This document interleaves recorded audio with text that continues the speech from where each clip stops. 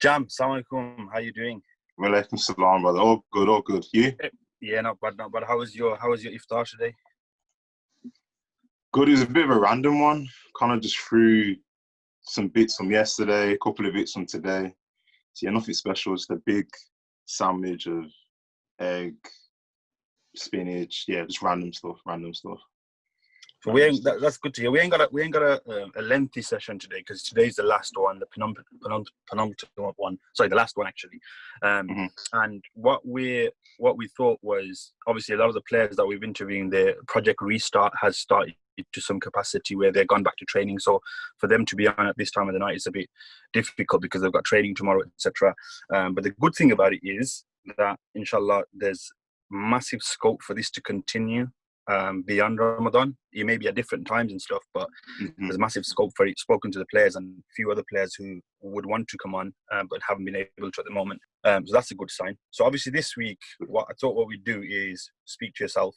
You do a lot of life coaching. You do a lot of well-being shows on Instagram Live, and kind of building up your portfolio, etc. So it'd be good to get your perspective on hmm this whole show, health and well-being, especially the fact that we're on Mental Health Awareness Week this week. So some of the kind of questions I thought I'd want to ask you, and I'm going to open up the floor to you to just go through whatever you want to go through, really, is, Uh-huh. Can you hear me?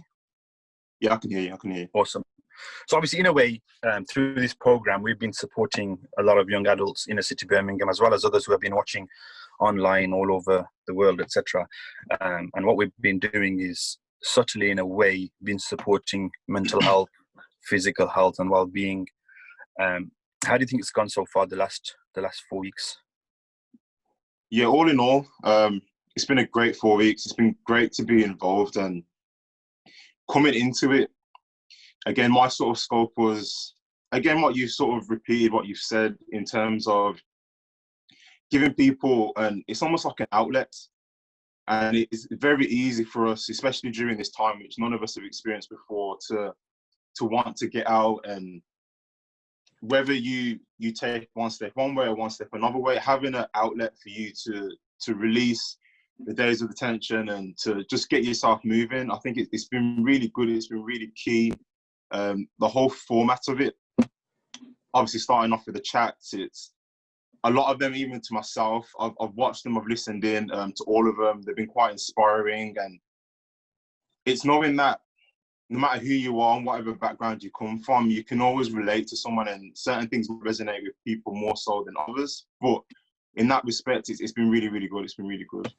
Is this your first Ramadan, by the way?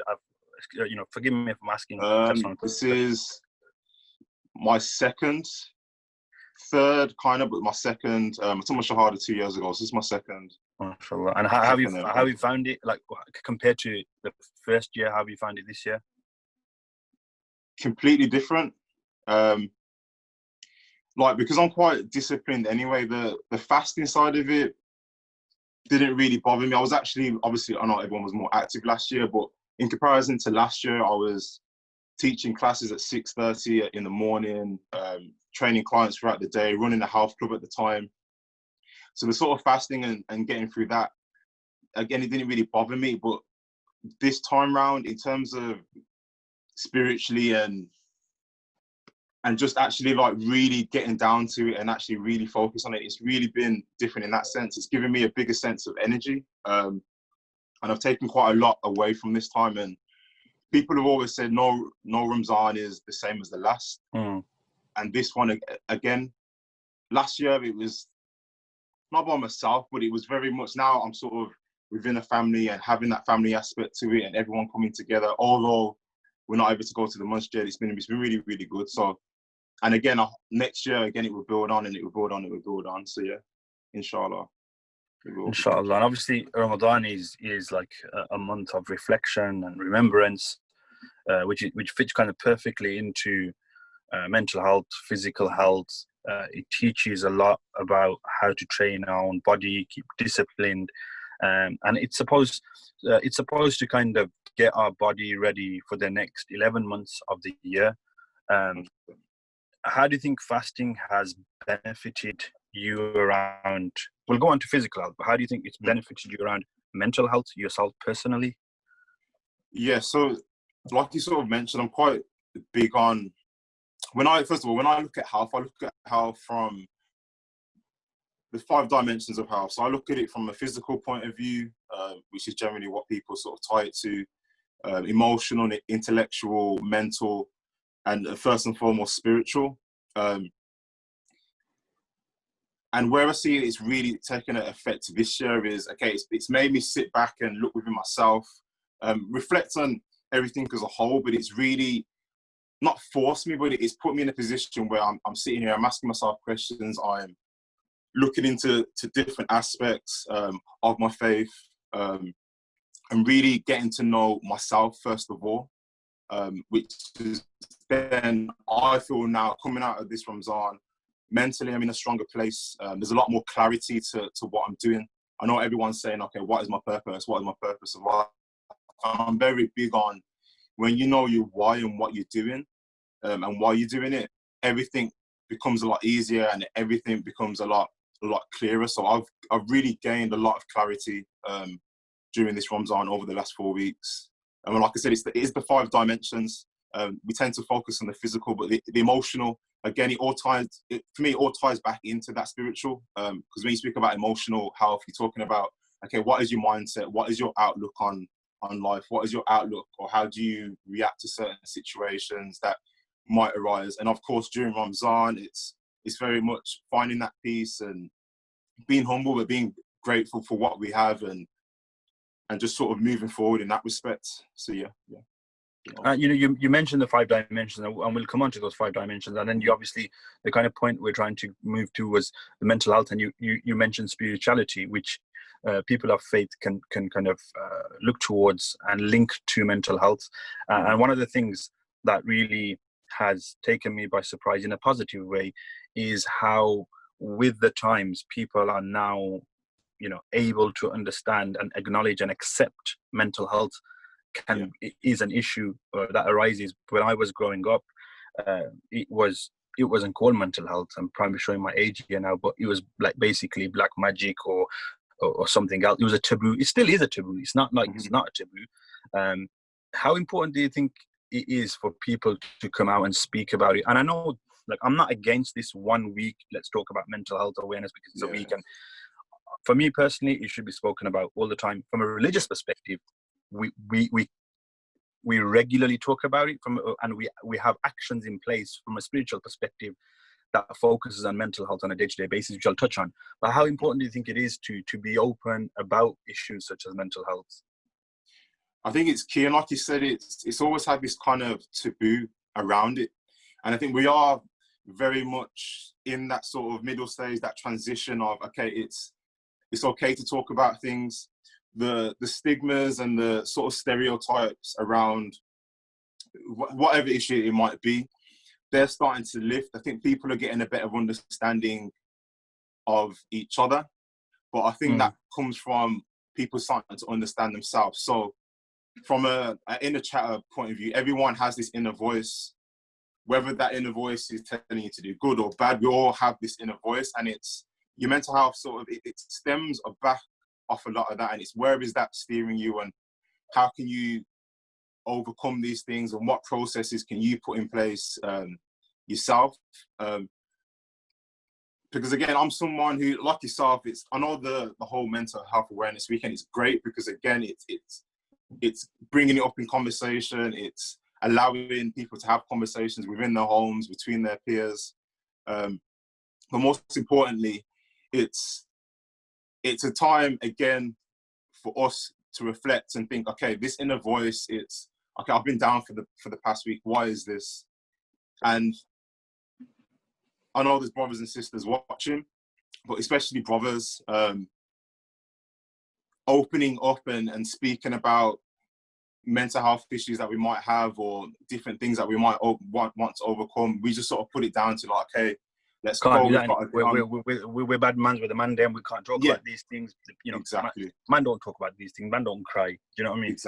Exactly. And that's definitely starting to shift, because it's not and I say this with such vigor and purpose, and even myself, because I put these practices in myself. It's if you can almost surrender to, if you're feeling down, if you can almost surrender and embrace that, you're gonna come through it a lot stronger, because the work that you do within your shadows, and I call it shadow work, and a lot of people refer to it as doing the work in the shadows. For when you're in the light, you fully blossom and you fully grow. I think now it's becoming more of an empowering state. Okay, if I do this work myself or with whoever I'm sort of confining in, I know I'm going to come out of the back of it a bigger and a better person with a clearer view. And again, I think that's starting to become the motion, and we're starting to share that out. And that's something that I sort of speak about a lot. It's embracing where you're at. There's going to be good times, there's going to be bad times. Allah wouldn't put us through, I know the saying goes, Allah wouldn't put us through anything if we wasn't able to push through it, if we haven't got the strength. So it's really, and again, it brings it all back down to your spirituality and your faith. If you believe you're going through this for a reason and a purpose, there's always a way, and there's always a place for you to push forward and sort of get through whatever conversations you might be having in your head. Something that I opened up quite a bit it's probably about 2 years ago, and it's heavily predominant in males. It's called body dysmorphia. You might have heard of it. And me as a coach, it took me probably about 3 years to realize that I sort of suffered from body dysmorphia, which is basically you look at yourself. A lot of people, you look at yourself in the mirror, and someone might say, "Oh, Jermaine, you look great, you look amazing," but then I'll be like, "No, I don't." And that's all based on how you view yourself. And okay, you might have a certain standard, you might not fit that standard. But again, overcoming things like this, it took me to fully be like, okay, Jermaine, like I am where I am now. I'm doing what I need to do. I have faith that I'm going to push through this. I'm putting in the right practices. I'm starting to open it up, and eventually you'll get through things. But it all comes from that place of surrendering and being like, you know what? I put my faith in God. I will get through this. Where there's a will, there's a way, and there's a process to get through things, and there's a pattern that follows in many of these sort of mental health issues that are arising. I'm absolutely loving what you're saying, man. I'm absolutely loving. I'll tell you why, because something that you said to me kind of really hit me even just now, and it reminded me of the days when I was studying around mental health and awareness. Mental health and awareness has been here since man and woman have been brought onto earth. And there's a story, historically people would know when the Quran was revealed by Allah, and the first surah was revealed, which was Iqra Bismi, which was in a cave of Hira, in the Mount of Hira, and the angel Gabriel came down and said to the Prophet Muhammad sallallahu alaihi wasallam, read from the verse. And this is an unnatural situation, seeing, listening an angel. What did he do? I'm in no way, shape, or form saying that the Prophet had any mental health issues, but what happened was he immediately came down after many days of being in that cave, and the first person he opened up to was Khadija radiallahu ta'ala, his wife. And he opened up and he said, "This has happened to me." He was shocked. He was afraid. He didn't know what was happening. Can you imagine? And she provided him words of comfort, and she backed him. And that you can prehistorically date that back to then, as I'm not saying it was a situation of mental health, but if you put it into perspective now in modern day, imagine someone coming saying to you, "I just seen an angel or a ghost."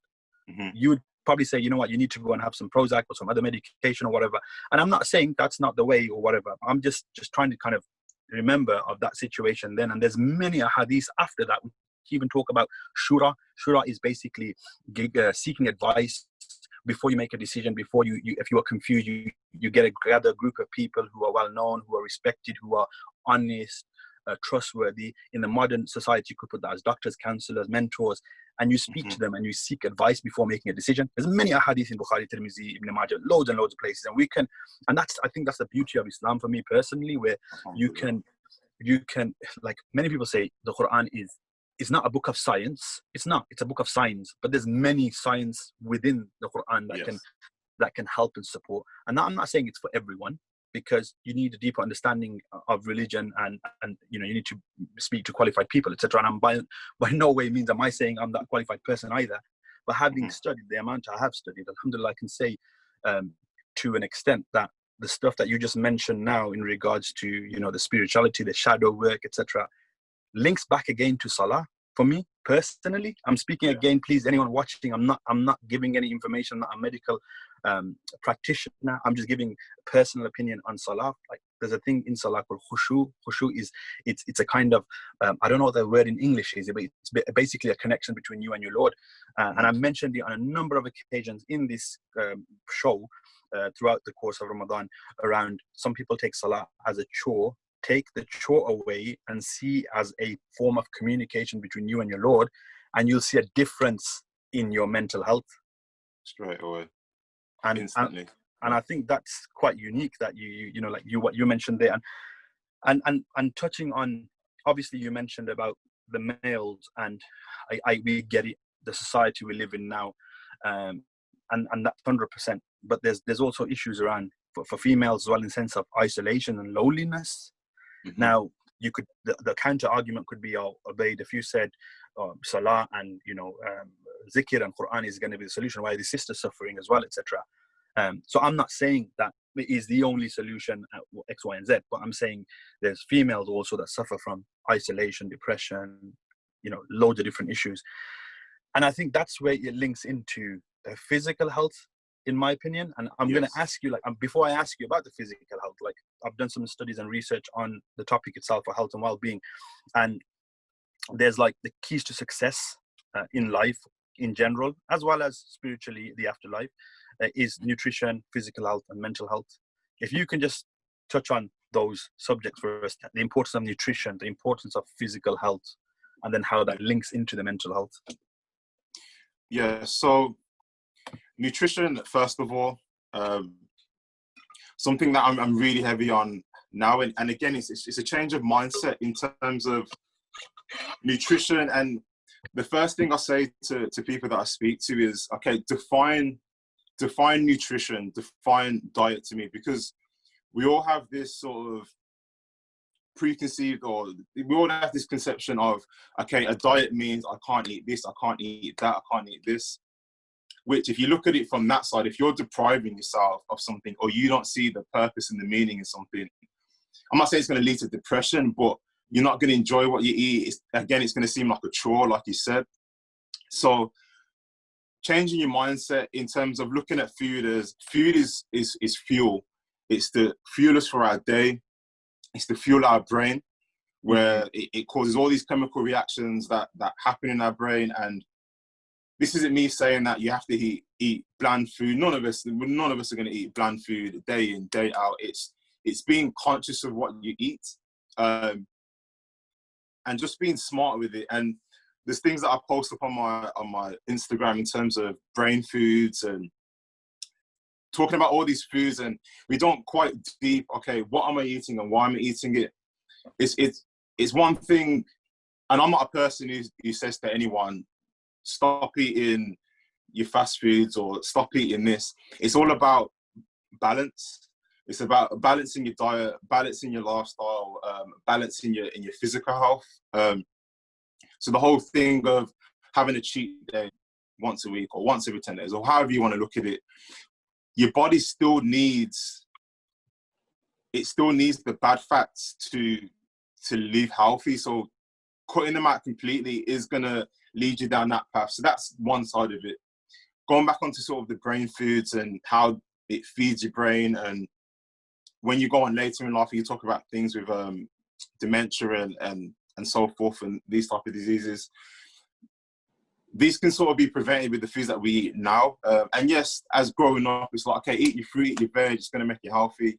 But it's then looking at, okay, the bigger picture of it, there's things that I mentioned, and a lot of it is plant-based. I'm vegetarian. I eat fish every now and again. And I'm not someone who's against meat. I'm probably on Eid, I'm probably going to have meat, I'm not going to lie. But most of the time, vegetarian. And again, it's giving yourself the knowledge to know, okay, things such as ginseng and ginkgo, they're two things that are based off roots that feed the brain. They improve your cognitive skills, they improve your memory, and they slow down heart disease and so forth. And then there's things such as blueberries. Again, these release all these endorphins and all these hormones, and these cause all these chemical reactions which make you happier. So that's another side of it. And naturally, eating healthy is going to fuel your body, which is what you want. So you going out and going to work, or in this case, if you're playing football or whatever sport you're involved, if you're eating right and you're fueling yourself correctly, there's no way that you're not going to feel good about yourself. And that sense of good then becomes a habit. And once that becomes a habit, it then becomes your lifestyle, and you're living a healthier lifestyle. You've got a lot more energy throughout the day. You're not having to overeat and overindulge in things that you don't, because you've got that balance. You haven't told yourself, I can't eat this, I can't eat that, I can't eat this. It's finding that balance. Something that I wanted to touch on as well, and it's a question that I get a lot, is, especially after Ramadan, it's, okay, I feel like I'm carrying extra weight. I feel like my metabolism's slowing, basically. And coming off the back of it, everyone's metabolism, because your body conditions itself to whatever you put your body under, it's going to condition itself to. So myself, I weigh, I don't know how much I weigh now, but I probably weigh about 105 kilos. So that's probably about 16 stone. And I weighed this about 2 years ago, and I said to myself, okay, I want to run a marathon. And my aim is to run a half marathon this year, but I can't run a half marathon at the weight that I'm at. I've already been through this, and through injury, it stopped. But your body will always adapt to what you put it under. So if you want to run that marathon, your body would adapt to it. Your diet will adapt to it, as long as you put the processes into place. And the same goes for your diet. And during Ramadan, obviously, we're eating quite late. Some of us might be used to eating quite late, but coming out of it is, okay, how do I readapt my body to, okay, I need the fuel for the day. I need to be feeling good for the day. But then I've also got the problem is, okay, I'm used to eating post 9 o'clock, and now I find that I'm snacking. It's putting practices into play. It's starting to prep. It's being realistic in what you want to achieve. Some people work in a sense of, okay, I'm going to start on Monday. I hate that whole Monday thing. I'm going to start on Mondays. Monday never comes, the way that I always say. But some people say, okay, I'm going to start on Monday. You can do it. And a lot of us tend to kid ourselves into thinking, yes, I'm ready. But if you set a realistic target and give yourself a window, it takes 21 days to form a habit. So if you think you're going to be boxed on right on it from day one. Jam, sorry. What do you mean by these 21 days to get into a habit? Like, could you give a bit of a breakdown for that? Yeah, so it's a notion that's been around for a while. And it relates to, it can relate to fitness, it can relate to food. There was a study done on, and it's kind of like 21 days to form a habit, but that one was, I think it was like 20,000 hours to be not a master, to be a master at a skill. It was done on Vinylist, really, really random study. I'll get some information on that. I should have looked that up. But the 21 days to form a habit, if you think, like I just said, for example, I'm going to be like, okay, Monday, I'm bang on it. You might eat healthily for that week, but the second you slip off, generally, and people can tell me if I'm wrong, but generally in my experience within this industry and played sports for a long time, once you slip off, it's very hard for you to then get back on, because you'll have that one day where you overindulge, and then it's like, okay, you have the effects of that the next day. That rolls into the next day and the next day and the next day, because you haven't fooled your body, right? So the 21 days to form a habit, there's a plan that I have that I set out, and it breaks everything down. So your ultimate goal might be to, okay, for instance, I want to start training 5 days a week. You set out a strategic plan that's your ultimate goal, but now you need to break that down into weekly goals, into daily goals.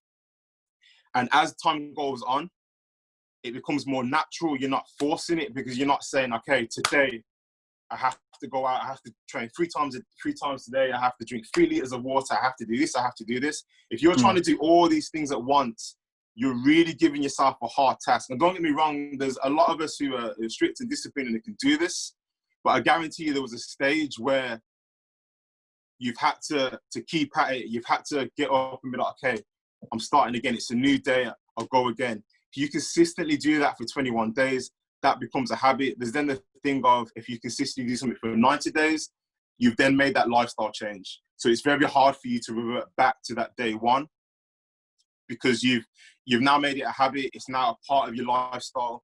The same way with the gym. And I've ran gyms for the last sort of 7 years. And this is coming from like a completely like a sales perspective. But go for it. But the way that it's put is, you sign someone up on day one. If you get them in the gym for the first 3 weeks, you'll have that person for the next year. And people do it all the time. They sign up to a gym and then you don't see them you see them once that week. You might see them 2 times the following week. The 3rd week, you don't see them. And then you're having to chase them and trying to get them back in. So it's a good example, and it's true. If you can really get someone embedded, because you're making a lifestyle change, it's not just, okay, I'm going to the gym, I'm going to start the gym. It's, okay, I finished work.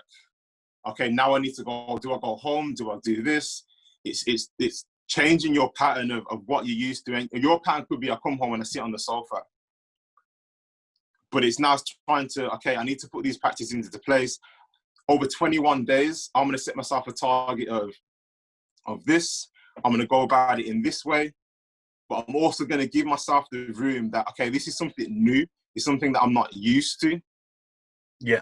But I need to give myself, not give yourself free reign, but I need to give myself time to get used to it, to love it. And again, it's the whole thing of, why do you do something? Are you doing it for a purpose? Are you doing it for a reason? Because when you have that purpose and that reason behind it, that's going to be your motivation day in, day out. Day in, day out. And you obviously linked that into the habits that the motivation. I had a question on that. Is like for me personally, like some days I'll have days where, you know what, I want to get the gym. I'm going to buy a bike. I'm going to do this. I'm going to do that. And then a day later, it's gone. How do you train your mind to kind of keep on top of it? I know it's a difficult question, but it's like, what do you do? Like, I don't know. It must be, I say to myself, it must be easier for people in my circle, like the guys I know, they're really motivated and dedicated, and when they set their mind to something, they do it. And I have that as well, but then there's times where myself personally, and I'm sure a lot of people that are watching would kind of agree as well, like they're up for it and then they lose that motivation very quickly. I'm gonna really dive into this. It's a great question. The first thing I'll say, and if you take anything away from the answer to this, it's on those days where you feel you can't be bothered, you've had a bad day, or whatever it might be, they're the days that really count. It's not a given. Like the days where you feel good and you're proper on it, them days are great. That would then force you into sort of like a momentum. But it's the days where the first real test is that day when you're like, you know what, I just want to go home. I can't be bothered to do this. If you can sit in that for a second, and it like what we said, and taking it back to spirituality, if you can sit there, there's things you can put into place. If you know you're going to feel that, you can either take a seat back, take a deep breath, and then start to visualize. And visualization and prayer are really powerful things, because you can sit back and think, okay, I don't want to do this right now, but let me sit in, okay, once I've done this session, how am I going to feel then? And start to list those things of, okay, I'm going to be happy that I've done a session. I would have got a good sweat on. Wow. I've had this bad day, but once I've done that session, that bad day is going to be completely gone, because you might be absolutely tired, but I'm writing this down. I have to write it down. Make notes. You might be absolutely knackered after the session, but that bad day is going to be so far in the distance all you're going to be focused is on, I had a massive workout. I feel absolutely drained. But you know what? Ultimately, I feel good because you've got that sense of achievement. And again, that becomes habit. Another key thing as well, again, you could be talking about gym, you could be talking about nutrition. And I say this all the time, it's understanding yourself. So and I said this in the chat that I do on Sundays called Jam for Thought. The last one was just on discipline. And I said this during that, it was, everyone thinks they're faulty in areas. And like you said, you've got friends who are bang on it in the gym. And I guarantee you, there's things that you're on outside of the gym that they're not on. So the thing that I sort of come up with is, if we can look at ourselves as a whole and be like, okay, I'm disciplined in that area. When it comes to work and doing that, I'm disciplined. But when it comes to gym or whatever it might be, that's when I tend to falter. It's, okay, how can we bring those traits?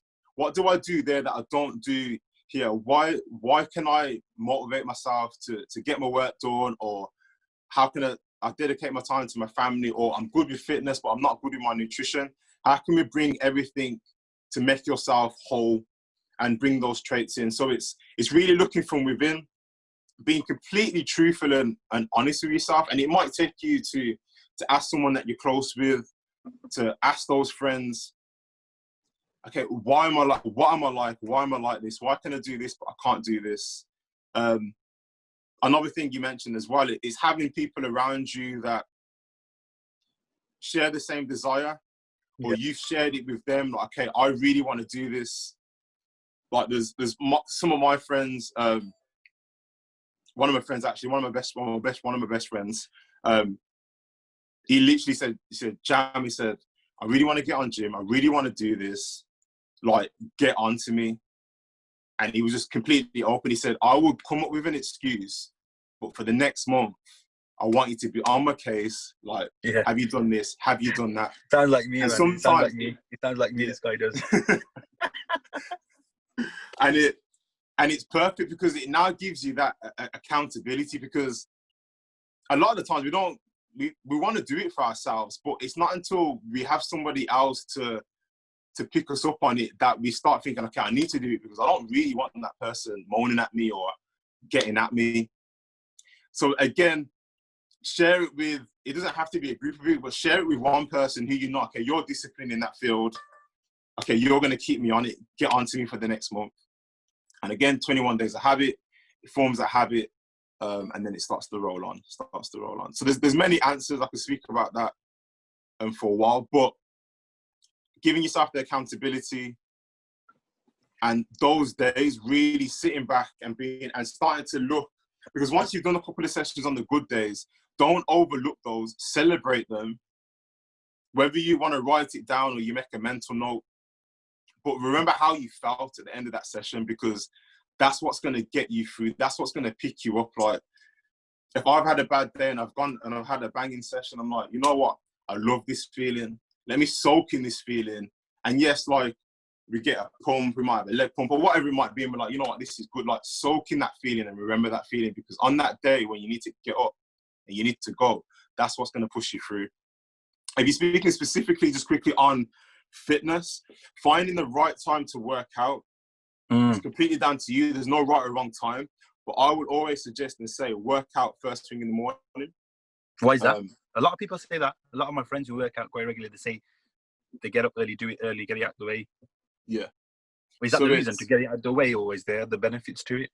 There's many other benefits. The getting it out of the way one is one of the most popular ones, because you're not influenced by whatever's happening in your day. It's not going to affect your workout. Getting it out of the way, it's like the whole, if you're really against the gym, it's that whole, I can't remember who said it, but eat your biggest frog first. It's the task that you don't want to do, get that done first. Get it out of the way. That actually, by the way. That was me. I'm joking. I found it somewhere on Twitter. Eat the frog in the morning. There you go. So get that one out of the way.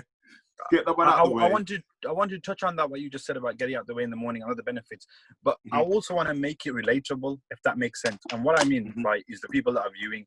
I work and you work, and there's others that work with a number of young adults who this pandemic hasn't helped and probably made it worse. And I'd probably be guilty of that as well, where young adults are sleeping far later in the night or in the morning now, where they're not even actually waking up till the evening. And I do a lot of youth work, and that's what I'm finding in youth work.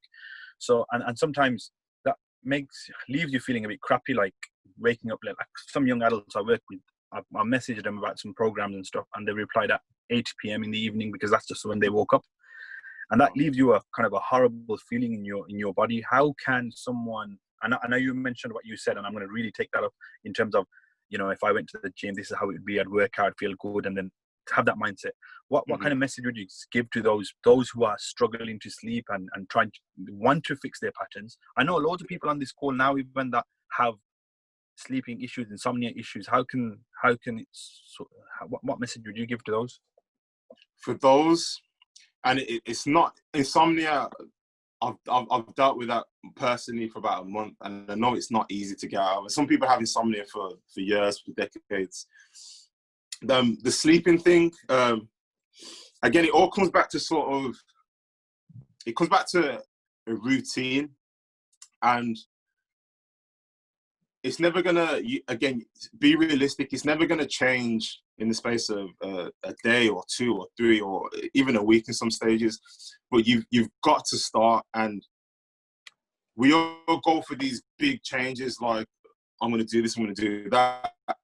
But in terms of making it relatable, the thing that you want to do to that is set small steps. So one small step, and this is a massive one. There's a lot of the people who are up, I guarantee if they're up, most likely they're not sitting there doing nothing. They'll be on their phone. So the phone is the biggest one.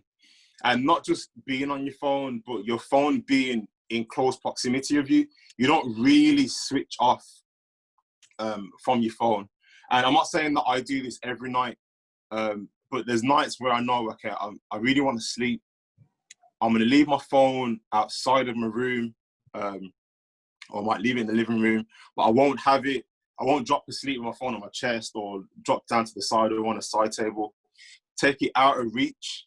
The radiations off it as well feed into your brain, so they'll stop you dropping down and getting into that state of sleep.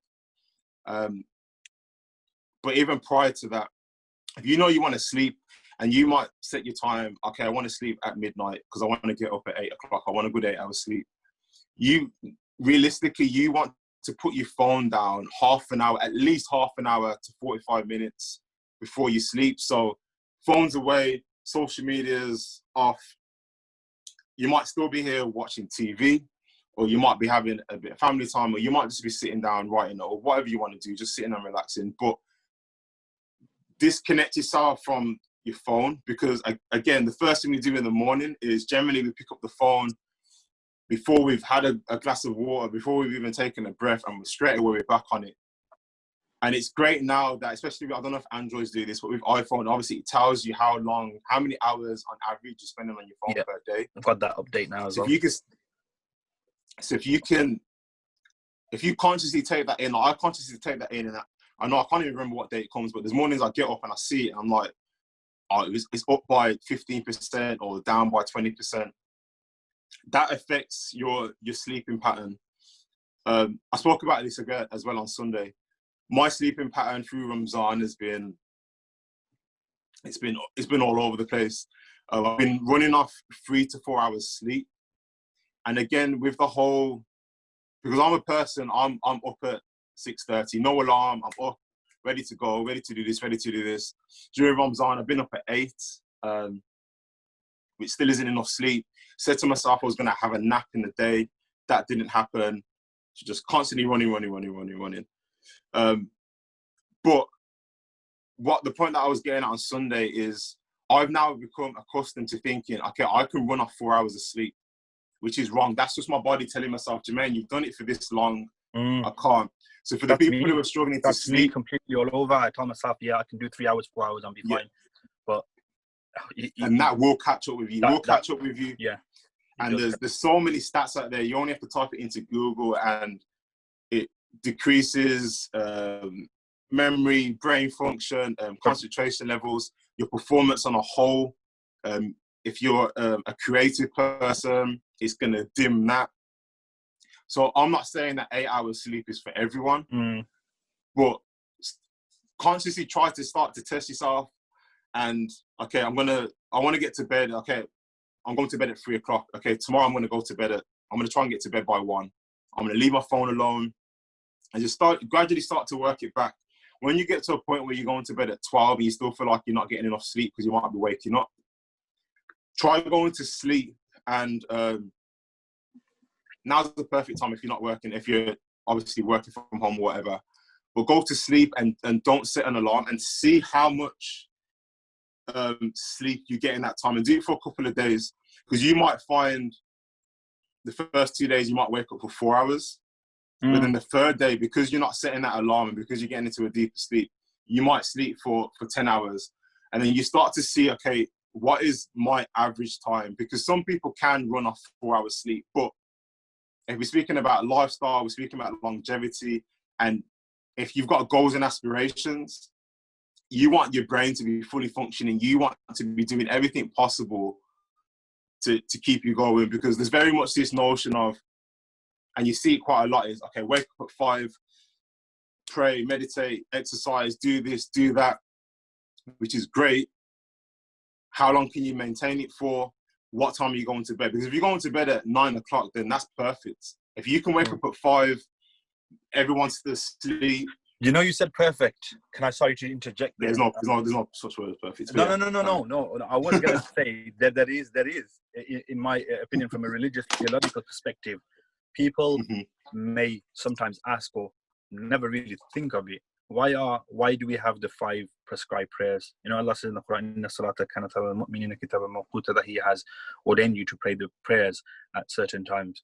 The deeper question is, why has He ordained you to pray those prayers at those times? At those times. And it links into, for example, Isha is the latest prayer, and then Fajr is the earliest. If you link that period, if you were living in a world, obviously without this technology and everything, and work and all of that stuff, if you turned your timetable around the 5 daily prayers, you get enough sleep, you get enough productivity, you get enough performance. And that's the uniqueness of the timing of the prayers from a theological perspective. There's also the physical element and the mental health element within the prayer itself. So when you're praying the 5 times and you're doing the sujood and the different postures, etc., you're working out every limb of your body to an extent. And the khushu that I was mentioning earlier on, when you're speaking to God in your prayer, that's your mental concentration, your mental levels of emotion that you're adjusting and you're tweaking to feel positive before you get to the next prayer and the next prayer and the next prayer. So within Islam, subhanAllah, Allah has already ordained, physical, mental health, spiritual, all within the day-to-day aspect of your life. Other prophets that came before, they had prayers once a month, once a year, etc. Islam, when Islam was, came into existence, it was 5 daily prayers. It was originally meant to be a lot more, but then Prophet Muhammad sallallahu alaihi wasallam said to Allah, please, my ummah won't be able to do this. And then there's obviously the spiritual element to it, of the reward and the afterlife, etc., which we won't go into too much detail now. But I just, when you said perfect, it just made sense, because not many people ask that questions. People who are Muslims or who are non-Muslims even may ask the questions, why do you pray? Why are you praying to someone that you can't see? Let's take that aside for a second and look at the physical, mental, spiritual, benefits to it, and it links into this. We're talking about Mental Health Awareness Week. SubhanAllah, we've been given Mental Health Awareness Day on a day-to-day for 365, 24/7. Exactly. Do you know what I mean? So it's mad. It's like it's if you think about it, if you deep it, Islam is kind of a way that provides that mechanism of support for yourself as well as others, and it gives you productivity where you can even support other people. It humbles you.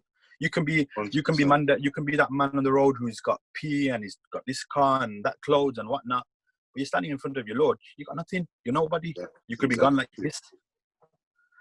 And it's coming from that place. Yeah, it's coming from that place of gratitude. And Yeah, you touched on it in terms of it's the discipline of it, which again I'm not saying it gets overlooked, but again it instills routine. Like, okay, take out it instills routine. Mm. It instills so much into you that it sort of gets overlooked. Like, okay, like I have to do this, but no, like we should be doing this.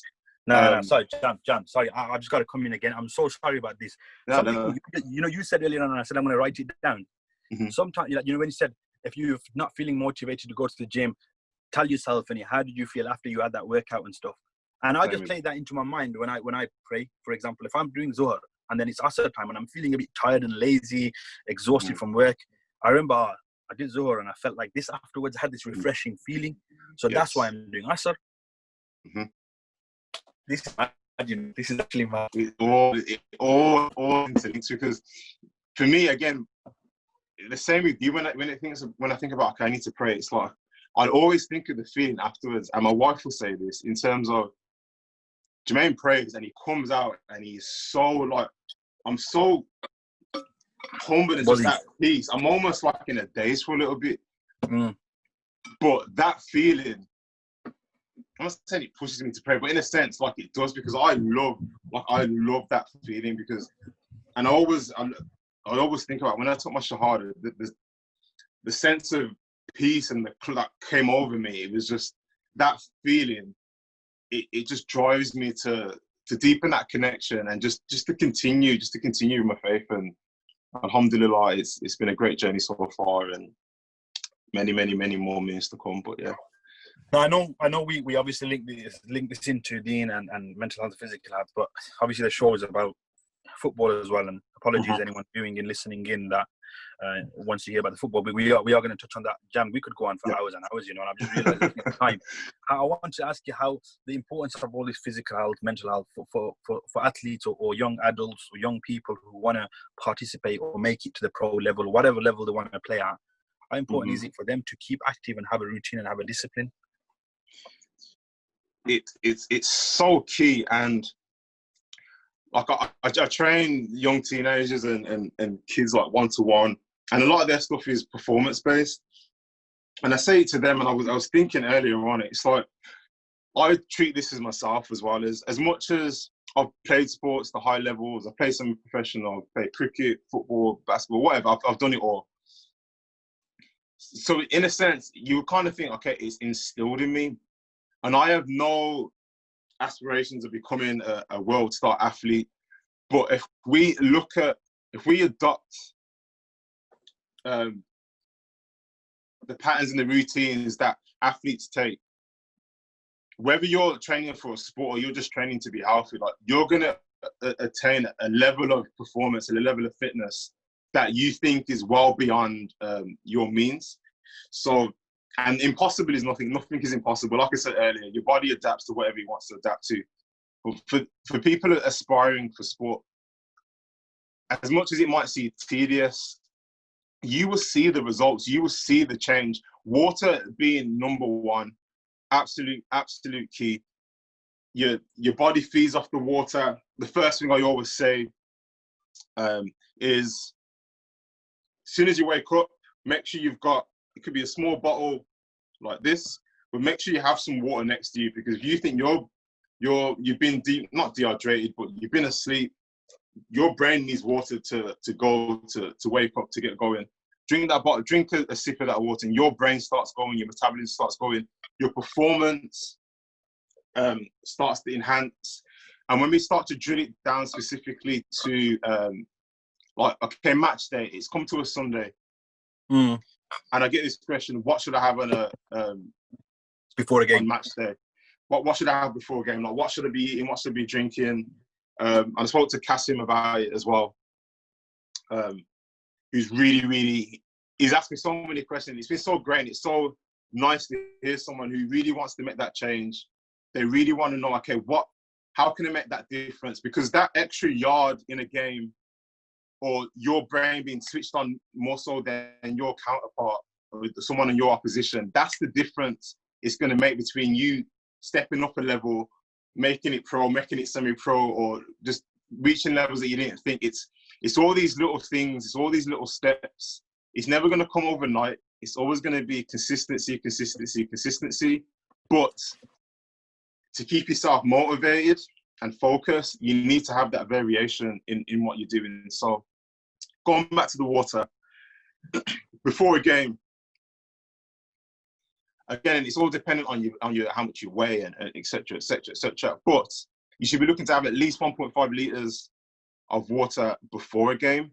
Yes, if your kickoff's at 10 o'clock, that might not always be possible if you're not used to drinking water. But what I then say to people who say that is, okay, you can have fruit, you can have veg. These things all contain water and heavily made up of water. So if you can't stand the sight of sitting there with 2 litres of water and chugging it down, how do you then form your breakfast to see, okay, I need to get my water in because I'm going to sweat going into the summer sessions where it's hot.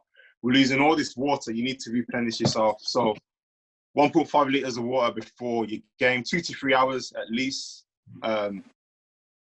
Obviously load up during the game, and then it's post-match where people think, I've trained, I've had my game, all I need is have a bit of sugar. The problem with sugar is it's going to give you that massive spike, and it's going to give you that massive dip, which you want to avoid. Obviously, you need sugar, you need to replenish your body, but water's key. Water's key for all performance. What about those energy drinks we have before games and stuff? Is that not a good? Is that no go then? So they're again, it's one of these ones. They're good and they're bad. Before, I would say on game day, it's fine. If you're just on a day-to-day basis, if you're having these, it's not going to have the adverse effect you want it to have on the match day because because your body's now accustomed to it. It's kind of like the whole, and I don't have paracetamol, but if you pop paracetamol day in, day out, as time goes on, paracetamol won't get rid of that headache because your body's just like, okay, this is what I'm used to. It's not going to happen. For those isotonic drinks, again, they're high in sugar. So they're going to give you that boost. If you have that boost before your game, by the time that starts to wear off, your adrenaline's already pumping, your natural hormones are starting to come in, and that carries you through the game. So during the game, before the game, during the game, I wouldn't suggest them having them at half-time's fine, but I would say more importantly, fuel up on water at half-time. It's the second half where they really come in because, again, like I said, they're there to give you that big spike, but then you're not really going to get much after that. So time those well. That's really good to know that is because a lot of young people we work with or young adults, we provide energy drinks, etc. during the games, match days and stuff. But like you said, if that's the norm for them and they're having it on a regular basis, it won't really have an effect that's required for performance enhancement, so to speak. Guys, I also want to mention, if there's anyone here that wants to ask questions while we're talking, it's a bit different, this show. You don't have to wait till the end. You can ask whenever you want. Just jump in, interrupt, whatever the situation is. But we are coming to an end of this session. There's so much more I want to ask you, but I'm going to close it off today. But I think this opens up some opportunities for us to do some Instagram stuff live in the future after Ramadan, hopefully, inshallah. But I did want to end off with a hadith from the Prophet ﷺ, where he mentioned look after 5 things before 5, and the first one is your youth before you become old. Sorry, the last one is the youth before you become old, and your sickness, your health before your sickness. That's something, again, links into mental health and well-being, and it was ordained to us like 1430 odd years ago, etc. And we're looking at science, and we're looking on, which is all good and amazing, and we're looking for answers when possibly most definitely answers were provided years and years and years and years ago, when Islam came into existence, and prior to that as well. So I just wanted to end on that note, and I want to say thank you as well so much for coming on each week and delivering the workout sessions. I've had some amazing feedback from the people that have participated live with you or that been watching and following. And it's been amazing. And I hope we can continue this, because I don't see this lockdown ending anytime soon yet, based on the government guidelines. So it's important for us to continue some sort of initiative, some sort of workouts. And we're completely open to feedback. If things what you need to change, time changing, all of that, we're open to that talk completely. We have got the main event now in a few minutes, which is the Ramadan challenge. It's been amazing, and shout out to the women's that have been doing it as well on their own sessions, as well as joining on this session as well through Swatley Women's Football Club. But we've got Saeed has got some really good prizes, Nike vouchers, so you can go and buy some football boots. I know we've got a list of top 2-3 at the moment, but am I right in saying that could change? The winner could come second. The one person leading at the moment could possibly come second. Could possibly. Well, sort to play for. I'm trying to get involved, but anyone else watching on Facebook or wherever you're watching, try to keep interacting. And thank you for joining us on this holy month of Ramadan. And we hope to continue this beyond Ramadan. So if, like I mentioned, if there is any feedback from anyone, please do so. Forgive us if we've done anything wrong or said anything wrong. This is the first time we've done it. We've never tried this before. It's just a pilot to see if it works, if there's engagement, and if it's worthy of us doing it again, then we will definitely do it, because we're always trying to be innovative. So thank you very much. Jam, over to you. Thank you. And just mirroring what you've just said, it's been a great experience. It's been an absolute pleasure to have this opportunity to work with you guys, and the work that goes on behind the scenes, yourself and Marge and the rest of the team. It's again, I look at inspirations for people around me and people locally, not always, okay, this person and that person. And you guys, the stuff that you do and the stuff that you've done and stuff that you're planning on doing, it's an inspiration to myself. So I thank you guys for putting it on, because it's been quality. The guests that have been on have been great. And like you said, feedback is always welcome. I'm never someone who shies away from feedback, whether it's positive or negative. I kind of salt more in the negative, because it's like, okay, this is how we can improve, this is how we can get better. But inshallah, more of this will happen. Inshallah. Yeah. Today's the last session. I just gotta give a fast shout out to Saeed as well. He's in the background all the time. He's duped me completely. Yeah, he said he was going to help out. He was going to host 1 week him, a couple of weeks me. Completely left me in the lurch and made me do all of them. But I got to give him a massive shout out, man. Honestly, and Yasmin, obviously, she tunes in every session. He helps us out as well, and everyone that participated. But Saeed mainly, because, like you mentioned, there's a lot of work that goes behind it that people don't realize. Which is fine, and it's part and parcel of the whole initiative. But shout out to Marge. Thank you, man, Saeed, for all of the work that you've been putting in. And hopefully when this is all over, we can all link up, have a good chat. And we're going to link up anywhere as soon as the football season opens up, Jam. You and SB are coming on and you're doing our pre-season for us. 100%. So we want you to get us to peak performances, peak levels before we go into next season. So over to you, man. Thank you. Thank you. Okay, guys, so last session, we have the Ramadan challenge. We've done boxing, we've done core, we've done hits, we've done a water bottle workout, we've done a backpack workout. Today, I'm going to give you guys a couple of minutes. I need a couple of minutes to rearrange my front room, which has turned into a studio during lockdown, which has been great. So we're going to get into that very shortly. Like I said, give me a couple of minutes, just going to change everything around, and then we're going to get that going. You won't need any equipment for today's session. We're going to do some core work. I think the boxing's quite enjoyable. So we'll do a little bit of boxing as well. People on Facebook Live, thank you for tuning in. Don't go now. Stay. It's the last one of the day. Get involved in the challenge.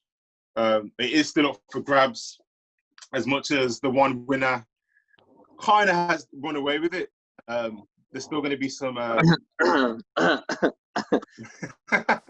There's still going to be room for some late ones to come in, and here he is, the man himself. So yes, guys, stay with me.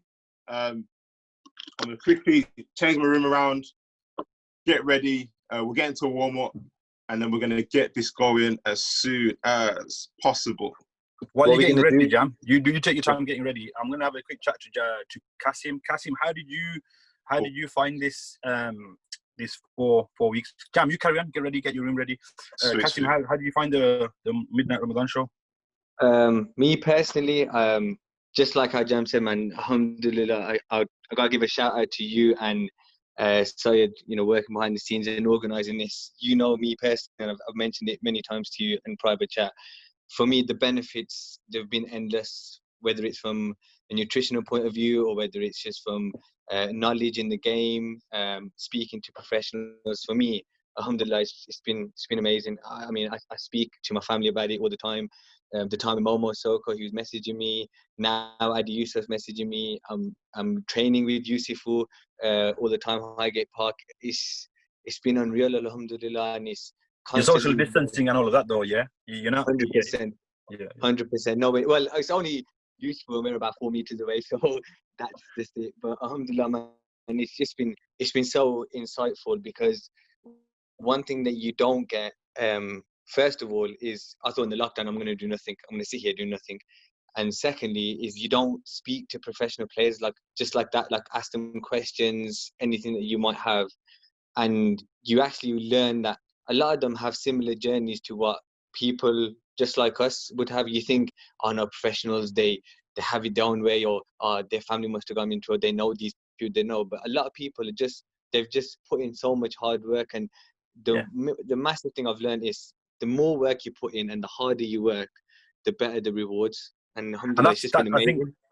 I think you touched on it, and that's the kind of unique thing that we wanted to provide. We could have chosen the easy route and done an Instagram live Midnight Ramadan show. We could have done a Facebook live Midnight Ramadan show.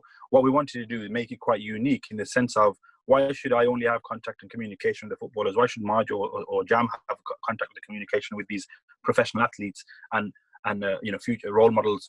We wanted to make it accessible to people who are participating, so they can ask the question as well, so they can feel a sense of kind of belonging or togetherness.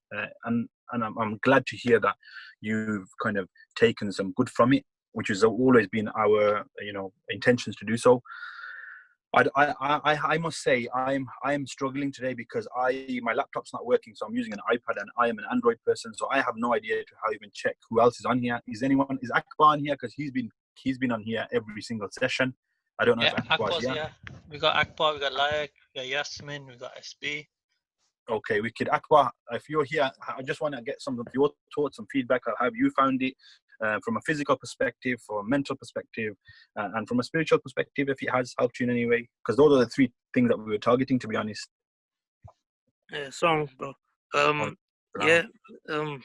Like I've learned so much, man. Like even today, what Jam was talking about, like all the different nutrition benefits and different, how to tackle mental health, especially obviously us youngsters when when working out and going to gym or before games and stuff like that. I've learned quite a lot, to help us excel in games, and how to have that bit more of an advantage compared to others. Eating the right stuff and how important it is as well. And even the hadith that you mentioned and stuff like that as well. When you said that's it, that's the one. And like it just makes you think, like there's so many signs and stuff like that. Like it just tells you, take advantage of your youth and of your health before you get ill and stuff like that. I think it has helped a lot, to be honest. It has helped a lot.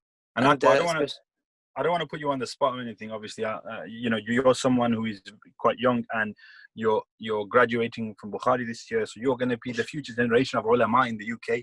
Inshallah, you're going to be successful in da'wah and deen. I